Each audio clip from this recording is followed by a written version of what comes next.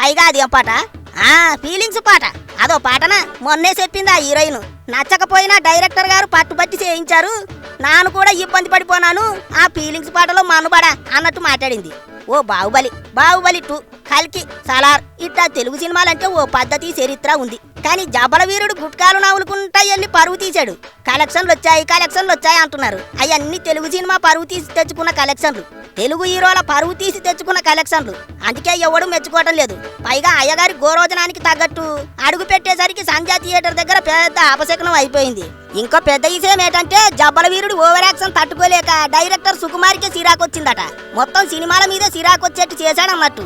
ఇడిచిపెట్టాలనుకుంటే ఏటి ఇడిచిపెడతావు చెప్పవయ్యా అంటే ఇప్పుడు సుకుమారు సినిమాలనే ఇడిచిపెడతానంటున్నాడు. మరే అయ్యగారు ఆ రేంజ్లో చూపించారు సినిమా.